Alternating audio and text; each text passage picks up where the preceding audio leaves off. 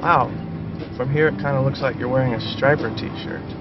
Yeah, 80s Christian heavy metal. I mean, in the name of Jesus we rock. Hey Christian Metalheads, Pastor Brad here, and I'm excited to take you on a journey through the thundering bass sounds that over the years have shaped the vibe and the sound of one of my favorite Christian metal bands of all time, Stryper. In this video, we're going to examine the contributions of all 6, yes, I said 6 bass players that have been part of Stryper. Rocking you up for Jesus Christ with classic style hard rock music and practical Bible teaching. The journey begins with the original and probably the one that most of us are the most familiar with, Timothy Gaines. Timothy was with the band in the very beginning in 1983. He was the final piece of the puzzle completing the quartet, and with the exception of a few, albeit crucial, hiatuses, he was the bass player for Stryper through the bulk of the 1980s. I had been going to a church. A friend of mine who was in another band that I had been in previously invited me to his church service, and I'd been to church my whole life. But this church was different. This one, the pastor didn't wear a suit. He just wore blue jeans and a t-shirt. And he started speaking out of the book of Revelation, which I'd never heard before growing up. And it just resonated with me. And I felt that God was actually speaking to me through his word for the first time. And I gave my life back to the Lord. And then I had left music and just trying to grow in the Lord. And this would have been late 82, early 83. I had been praying that God would use the gift that I had in music for him. And that would have been July, August of 83. The guys in Stryper, or Rock Regime at the time, were looking for a bass player. We had played together in the past in the previous bands I had been in the clubs in Hollywood. And they had also rededicated their lives to the Lord right around the same time. And they were looking for a Christian bass player. Well, they didn't know that I was a Christian yet, but they wanted me in the band. And they thought maybe they can convert me.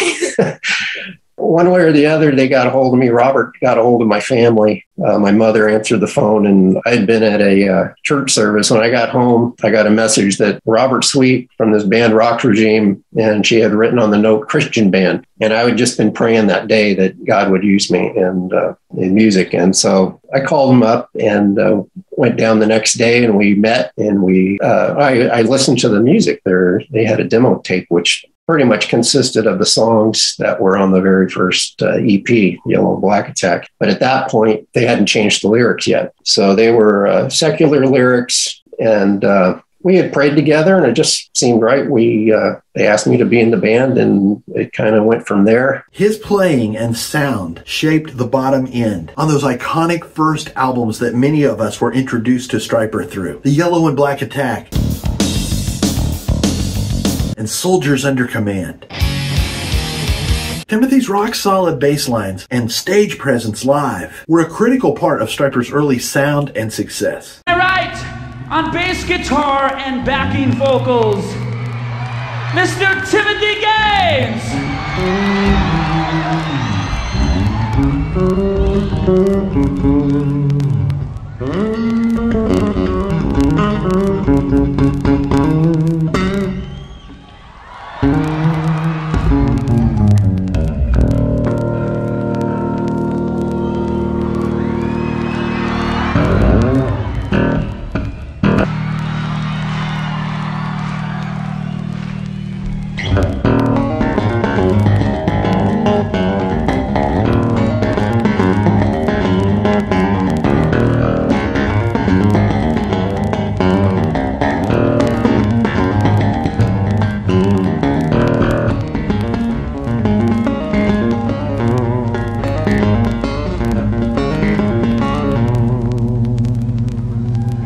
Next up, we have Matt Hurek. He's the only bassist of the 6 who never recorded an actual track on a Stryper album, but nevertheless was a member of the band for a short time. At one point, Michael Sweet went to Facebook and posted this about Matt. Some of you may or may not know this, but Matt Hurek, formerly of Leatherwolf, was a member of Stryper for a brief moment. We were looking for a new player back in 1986, and we had performed with Leatherwolf a few times locally. Matt had a style that was similar to Steve Harris of Iron Maiden. Although Matt was a great guy, it wasn't the right fit. Here's the only group photo ever released with Matt. In the mid and late 80s, when Timothy was kind of in and out of the band, Stryper made the critical decision, and in hindsight, it was a great decision, to recruit talented session bassist Brad Cobb to lay some of the most iconic Stryper tracks of all time. Whenever you listen to anything from To Hell with the Devil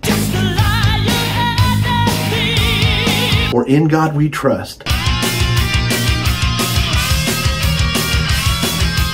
two of Stryper's unquestionably most successful albums, you're hearing Brad Cobb play bass. Now, Brad was a session player and a studio guy. So after the recordings were made, and I don't know all of the story here, but Stryper brought Timothy back into the band. It was his face that was part of all of the promotional materials for both To Hell with the Devil and In God We Trust. And that's why I think pretty much all the Stryper fans through the 80s just assumed Timothy was always the bassist in the 80s. He's the face we saw in the videos. He's the guy that did all of the tours. He was the guy in all of the posters. And I love Timothy, no doubt about it, but we gotta give credit where credit was due, man. It was Brad Cobb's bass playing on those two iconic albums. Stryper disbanded in the early 90s, shortly after the release of their album Against the Law, an album that is shrouded in all kinds of story and opinion. Perhaps someday we'll make a video just on the backstory of that album and the aftermath. But for now, we're just going to say Stryper went quiet through the remainder of the 90s. Many of the band members, including Timothy and Oz and Robert, and of course Michael, engaged in solo projects. But in 2003, if you're a Stryper fan, man, you know they came back together. And I was so blessed to see them on that initial tour.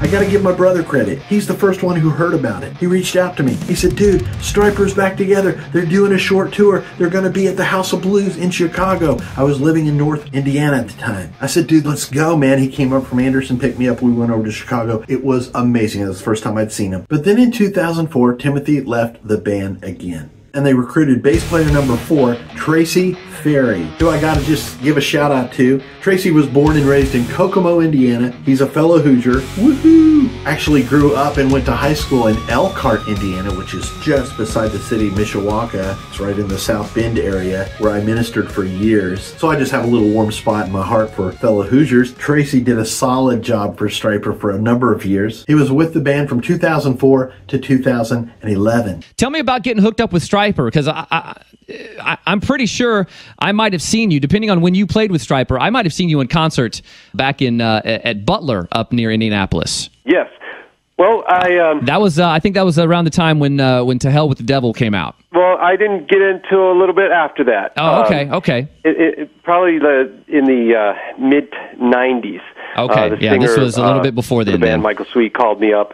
He had gotten my bio picture, and I don't know how he got it. Somebody put it in his mailbox, hand-delivered it. He called me and said, hey, do you want to go on tour for my solo stuff? And okay. He had left the band for a bit there and was doing some solo records, and I went on the road, and then when they rejoined, I was asked to be in the band. So his bass holds down the bottom end on Reborn, Murder by Pride, and The Covering. I caught Stryper live in Pennsylvania with Tracy back in 2009-ish. It was on the Murder by Pride tour. I gotta be honest, and I don't mean this critically, it felt like a little bit of a down night. Honestly, this period, and I'm not taking anything away from Tracy, but it just felt like Stryper was trying to find themselves and their sound and where they were gonna fit in this new era at that time. Reborn, Murder by Pride, those albums, they were good, but they, in my opinion, didn't have the it factor that their earlier albums had. Nevertheless, we press on. Timothy rejoined the band in 2013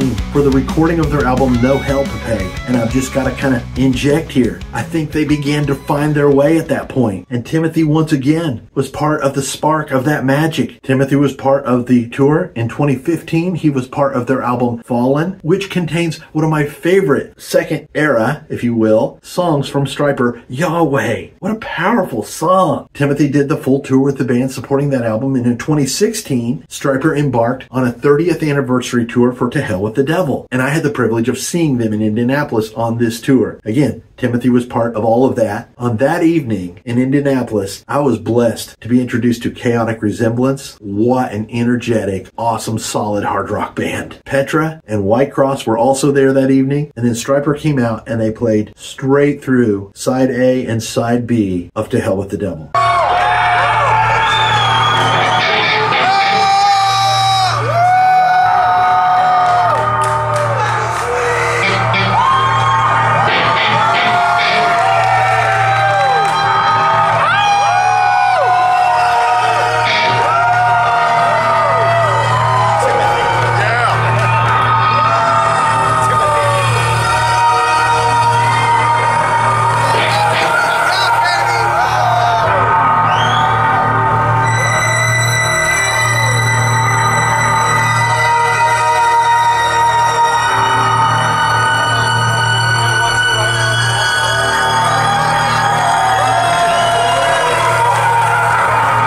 They took a short intermission, came back out, and played for another 45 minutes or so. It was an awesome evening of music. Timothy finally played his last show with the band on the Monsters of Rock tour in 2017.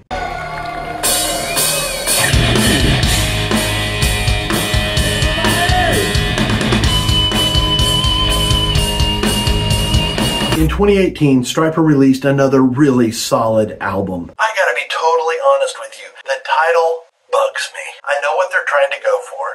The title of the album was God Damn Evil. I have to put that pause in there. Okay, that's just my convictions at work. I associate those two words just said together as just a curse word. I know what they're trying to say. We all, as Christians, look forward to the day when God will condemn, when he will damn evil forever. And we celebrate that. So I totally get it. But anyway, that's just me sharing what bothers me about that, right? But the album was solid. And on this album, we were introduced to bassist number 5, John O'Boyle. During the early stages of recording the album, Michael Sweet took to Facebook and said this: drums tracked in 2 days and bass tracked in 2 days. These guys are the foundation. John O'Boyle killed it. While John, like Brad Cobb in the 80s, was never an official member of the band, didn't appear in any promotional materials or do any tour dates, nevertheless, his bass playing will forever be a part of the Stryper catalog and story. And then last but certainly not least, bassist number 6,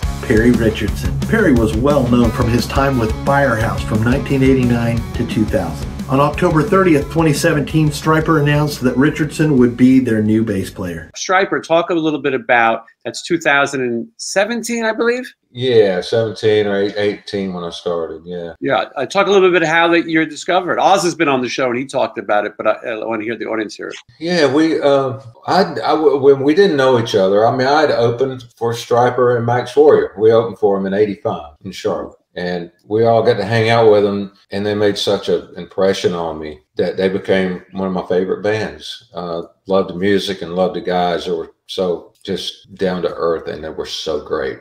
I mean, those two guitar players are amazing, you know. And I was like, oh, wow, he sang his butt off. So I love the band. And the guy, the way that it came about is one of their managers had a band in North Carolina, and he opened for, at the time we were still called White Heat. We'd just gotten signed, I think. I think we were signed by then. And we'd done a couple of shows locally in North Carolina. And his band got to open for us. And we were playing the Switch in Raleigh. And we made an impression on him. He was like, you guys were so nice. And you talked to us and gave us advice and all this stuff on how to write and what to do to get a deal and all this stuff. And he said, I really remembered that, and it stuck with me. And when Stryper needed a bass player, he was at a show, and a friend of mine was a local promoter in North Carolina. And Stryper's manager asked him, he's like, or it came up that they might be looking for a new bass player. And my friend immediately wrote my name down and handed it to Dave. And Dave looked at my name. He's like, Perry from Firehouse. He's like, yeah. It's like, I hadn't thought about him. It'd be perfect. And he called the guys up and really pushed for me to get an audition with them. And so they called me up and like, learn these 4 songs and we'll fly you up and we'll jam and see how it goes. So Perry went into the studio and laid all the bass tracks on Stryper's 2020 release, Even the Devil Believes. And then again in 2022, he laid all the tracks on The Final Battle. And at the point of this recording, the newest Stryper album, 2024's When We Were Kings. Yeah, it wasn't until, the next record where I got to play with them, and that was amazing. It was a great experience.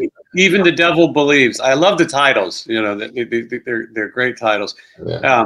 But yeah, so that would be the first record that you play with them, and they have a strange way of doing it. Where did you go to record? Yeah, we were up in Massachusetts. It was out in the middle of nowhere. What's the name of the town that's in? No, the studio. Oh, I forget the name of the town. Gosh. Anyway, a small town, and there's an old, really old house was built back in the 1800s. It's gigantic. And then Paul, the owner of the studio, bought this house, and behind the house was a big horse stable, like a big stone horse stable. So he turned that into a studio with an apartment above it. And the house has like 7 or 8 bedrooms. So we just all stayed there. Paul, it's in Longmeadow, Massachusetts. And Paul McNamara is the owner there, and Danny's our engineer, and they're just the best people. And Danny's one of the best engineers I've ever worked with. And but we all get to stay in the house, and Paul will cook us lunch and dinner, and we just walk out the back 100 yards away is the studio, and it's a fabulous environment. And a refreshing way to make records in some ways. You know, nowadays you could have people flying in parts, and you don't even have to be in the same room. I don't think you get the same vibe doing it that way. Yeah. And you guys are a family when you do it. You know, He's just a great bass player. My personal vibe is it just works. They seem to get along really well. He's just a great